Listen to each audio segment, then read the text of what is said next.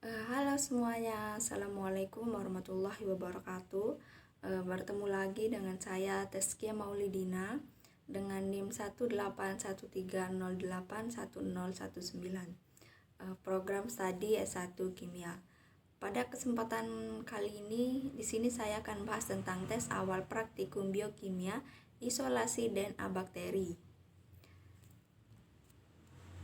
Langsung saja, pembahasan soal nomor 1. Dengan memperhatikan gambar berikut, jelaskan perbedaan DNA dan RNA. Jawabannya, asam deoksiribonukleat atau DNA merupakan molekul pewarisan sifat. DNA juga termasuk ke dalam molekul dasar yang menentukan semua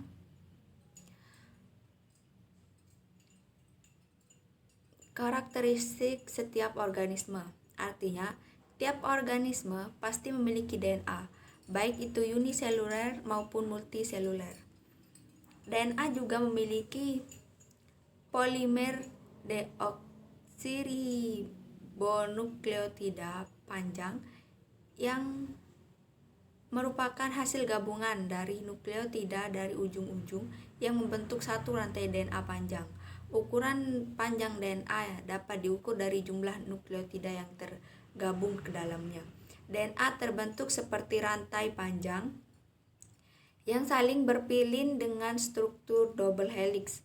Dalam pewarisan sifat, DNA memiliki peranan yang cukup penting. DNA merupakan pembawa informasi genetik dan terlibat dalam semua proses herediter dan biosintetik pada organisme. Selain itu, DNA juga menyintetis RNA dan secara tidak langsung mengontrol sistem protein. Selanjutnya, asam ribonukleat atau RNA. Di dalam tubuh, RNA biasanya ditemukan dalam nukleus dan sitoplasma. Pada RNA, ribosa berperan sebagai gula pentosa, sementara itu urasi sebagai pengganti timin. Bentuk RNA berupa untai tunggal atau single strand. RNA juga memiliki peran dalam sintetis protein. Ada pula beberapa ciri-ciri yang membedakan antara DNA dan RNA. Dari namanya saja, DNA merupakan gula deoksiribosa, sementara RNA adalah gula ribosa. Struktur DNA berupa dua untai komplementer antiparalel satu sama lain, sementara RNA hanya memiliki satu untai. Basa nitrogen yang terdapat pada DNA adalah adenin, guanin, sitosin, dan timin. Pada RNA, nitrogennya berupa adenin, guanin, sitosin, dan urasil. DNA tidak memiliki struktur sekunder, sementara RNA dapat membentuk struktur sekunder. DNA juga tidak katalik dan bersifat stabil. Kebalikannya, RNA bersifat katalik dan sangat reaktif. Selanjutnya, pembahasan soal nomor 2. Struktur DNA terdiri dari suatu molekul besar kompleks dengan dua pita panjang saling berpilin membentuk heliks ganda. Setiap DNA terbentuk dari ratusan hingga ribuan polimer nukleotida. Dengan memperhatikan gambar di samping, jelaskan perbedaan nukleotida dengan nukleosida. Jawabannya, nukleosida terdiri dari basa nitrogen yang terikat secara kovalen dengan gula ribosa atau deoksiribosa, tetapi tanpa gugus fosfat. Nukleotida terdiri dari basa nitrogen, gula ribosa atau deoksiribosa, dan 1-3 gugus fosfat. Nukleosida basa dengan gula, nukleotida gula, basa, dan fosfat. Selanjutnya, pembahasan soal nomor 3. Jelaskan ciri-ciri khas struktur heliks ganda DNA menurut Watson dan Crick. Jawabannya, menurut Crick dan Watson, struktur DNA heliks ganda tersusun atas dua utas polinukleotida yang saling terhubung oleh ikatan hidrogen yang lemah. Ikatan hidrogen tersebut terbentuk antara dua basa nitrogen, purin dan pirimidin, yang saling berpasangan. Adenin atau basa purin berpasangan dengan timin atau basa pirimidin yang terhubung dengan ikatan rangkap 2. Sementara guanin basa purin berpasangan dengan sitosin basa pirimidin yang terhubung dengan ikatan rangkap 3. Selanjutnya, soal nomor 4. Jelaskan mana yang lebih kuat AT dibandingkan dengan GC dan mengapa. Jawabannya, basa guanin G selalu berikatan dengan basa sitosin C. Dan basa adenin A selalu berikatan dengan timin T. Perpasangan ini didasarkan pada penelitian Chargaff sehingga biasa disebut dengan aturan Chargaff. Chargaff telah mengisolasi DNA dari beberapa organisme dan mendapatkan bahwa banyaknya basa purin selalu sama dengan banyaknya basa pirimidin.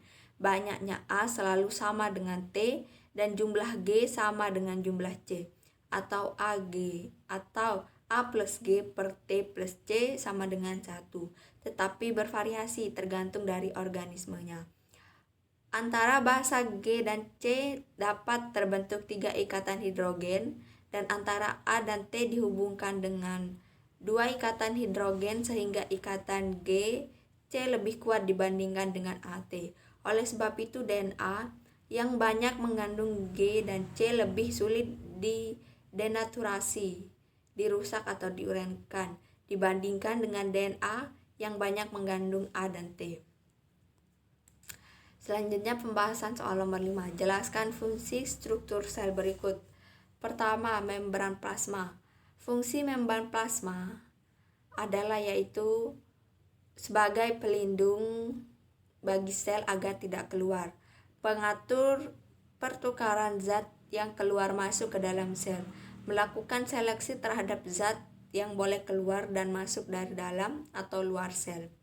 Kemudian inti sel. Fungsi dari nukleus atau inti sel yaitu dapat mengendalikan metabolisme sel, menyimpan informasi genetika berupa DNA, tempat penggandaan DNA. Ketiga, sitoplasma merupakan cairan dalam sel dan disebut juga dengan sitosol karena mirip dengan jelly atau koloid. Berfungsi sebagai tempat berlangsungnya metabolisme sel, serta di dalamnya terdapat berbagai organel sel. Selanjutnya, ribosom merupakan butiran kecil nukleoprotein yang tersebar di sitoplasma. Ada yang melekat di retikulum endoplasma sehingga menjadikan RE tersebut dinamakan RE kasar. Ribosom tersebut berfungsi sebagai tempat melakukan sintetis protein. Kemudian retikulum endoplasma ada 2 jenis RE, yaitu RE granuler atau RE kasar dan RE agranuler atau RE halus. Retikulum endoplasma berfungsi untuk menyusun dan menyalurkan zat-zat ke dalam sel atau sebagai alat transportasi zat-zat dalam sel. Fungsi RE kasar adalah mengumpulkan protein dari dan ke membran sel, sedangkan fungsi RE halus adalah untuk mensintetis lipid, glikogen atau gula otot, kolesterol, dan gliserida. Pada RE kasar terdapat ribosom dan RE halus tidak terdapat ribosom. Kemudian sitoskeleton. Sitoskeleton berfungsi sebagai pemberi bentuk sel dan pengatur gerakan sel. Kemudian badan Golgi.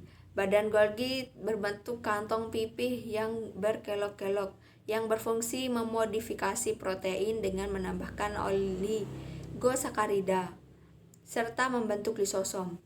Selanjutnya, lisosom berfungsi sebagai tempat mencerna makromolekul secara intraseluler dan menghidrolisis lemak, protein, asam nukleat, dan polisakarida. Selanjutnya, perioksisom. Perioksisom menghasilkan enzim oksidatif untuk membentuk H2O2 untuk merombak lemak dan menghasilkan enzim katalase untuk mengubah H2O2 menjadi H2O dan O2. Dan terakhir mitokondria. Mitokondria berfungsi sebagai penghasil energi sehingga diberi julukan the powerhouse. Selanjutnya soal nomor 6. Gambar berikut adalah salah satu skema rekayasa genetika. Jelaskan peran masing-masing tahap dari gambar berikut. Jawabannya, rekombinasi DNA ini merupakan suatu teknik pemisahan serta juga penggabungan DNA dari satu spesies itu dengan DNA dari spesies lain itu dengan tujuan untuk bisa mendapatkan sifat baru yang lebih baik atau unggul. Fusi sel merupakan suatu peleburan dari dua sel yang berbeda itu menjadi satu menjadi protein yang sangat begitu baik yang juga tetap mengandung gen asli dari keduanya yang disebut dengan istilah hibridoma. Dan cloning adalah suatu proses reproduksi yang memiliki sifat seksual untuk menciptakan replika yang tepat bagi suatu organisme. Teknik cloning ini akan menghasilkan suatu spesies baru yang dengan secara genetik sama seperti dengan induknya. Selanjutnya pembahasan soal nomor 7. Jelaskan prinsip isolasi DNA. Jawabannya, prinsip dalam melakukan isolasi DNA ada dua, yaitu sentrifugasi dan presipitasi. Prinsip utama sentrifugasi adalah memisahkan substansi berdasarkan berat jenis molekul dengan cara memberikan gaya sentrifugal sehingga substansi yang lebih berat akan berada di dasar, sedangkan substansi yang lebih ringan akan terletak di atas. Teknik sentrifugasi tersebut dilakukan di dalam sebuah mesin yang bernama mesin sentrifugasi dengan kecepatan yang bervariasi, contohnya 2500 rpm atau 3000 rpm. Selanjutnya nomor 8. Jelaskan langkah-langkah kerja dalam isolasi DNA. Jawabannya, hal pertama yang dilakukan yaitu penyiapan NaCl 0,15 molar sebanyak 0,8875 gram NaCl dilarutkan dalam aqueous sampai volume larutan 100 ml. Langkah selanjutnya yaitu penyiapan larutan deterjen 25% dengan sebanyak 12,5 gram deterjen dilarutkan dengan 25 ml aqueous. Langkah ketiga yaitu pembuatan larutan KClO3 5 molar dilakukan dengan sebanyak 6,1275 gram KClO3 dilarutkan dalam H2O. Bila tak melarut maka dibantu dengan pemanasan dan ditambahkan H2O kembali sampai volumenya 100 ml. Dan langkah keempat yaitu penyiapan bakteri dan isolasi DNA bakteri. Bakteri dalam medium pertumbuhan dimasukkan ke dalam tabung 1 dan 2. Masa tabung terlebih dahulu ditimbang, volume tabung yang dimasukkan bakteri harus sama. Selanjutnya disentrifuse selama kurang lebih 10 menit. Hasil sentrifuse didekantasi sehingga diperoleh endapan dan filtrat.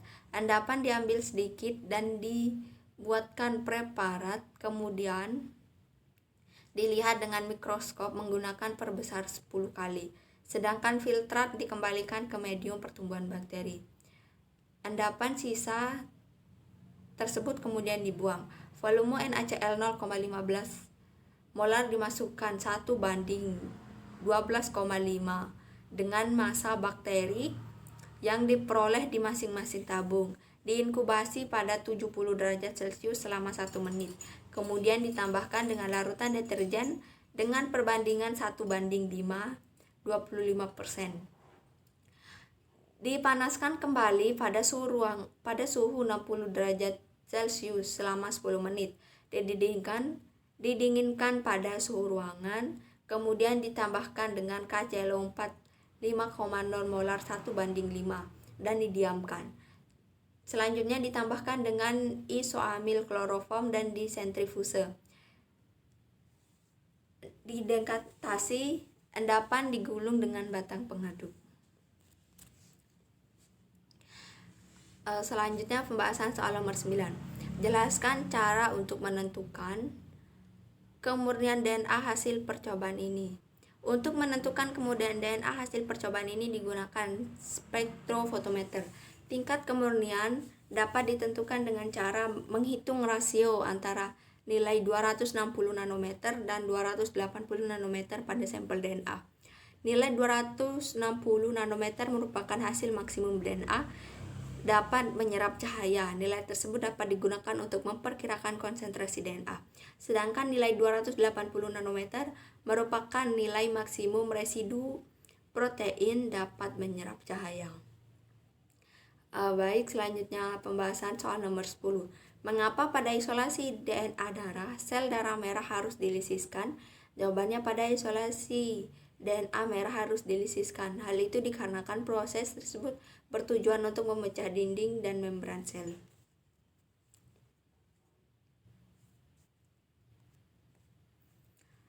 Selanjutnya pembahasan soal nomor 11. Dalam isolasi DNA ada tahap penyiapan bakteri. Bakteri dalam medium pertumbuhan dimasukkan ke dalam tabung 1 dan 2. Masa tabung terlebih dahulu ditimbang. Volume tabung yang dimasukkan bakteri harus sama. Sentrifuge selama kurang lebih 10 menit.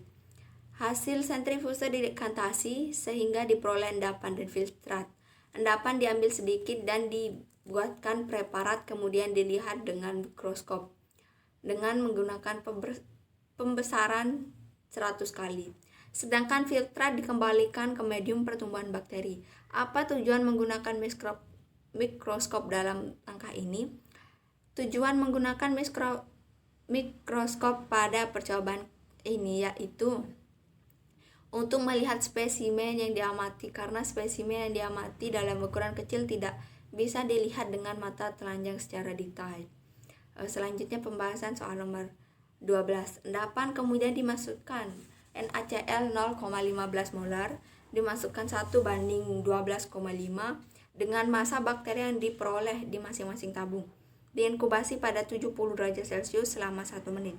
Kemudian ditambahkan dengan larutan deterjen dengan perbandingan 1:5, 25%. Dipanaskan kembali pada suhu 60 derajat Celcius selama 10 menit. Apa tujuan menambahkan deterjen ini?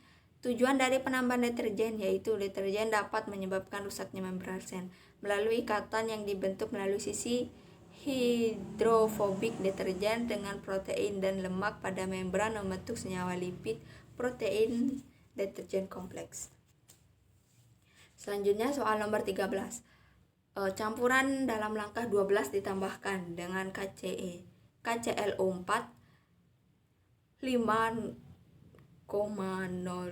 molar 1:5 dan didiamkan. Apa fungsi langkah ini?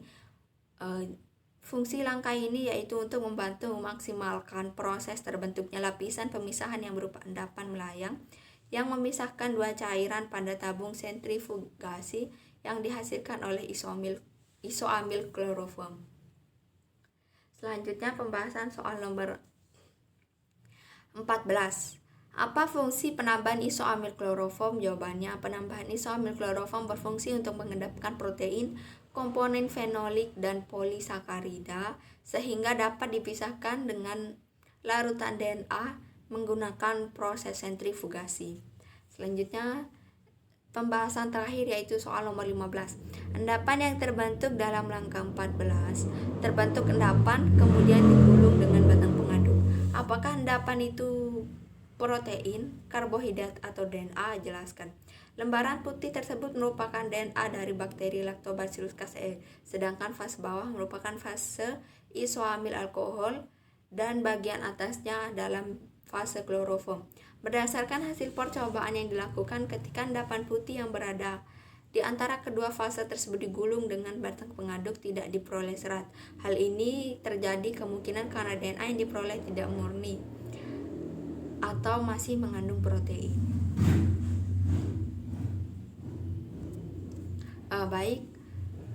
Sekian dari pembahasan kali ini. Untuk semuanya terima kasih dan wassalamualaikum warahmatullahi wabarakatuh.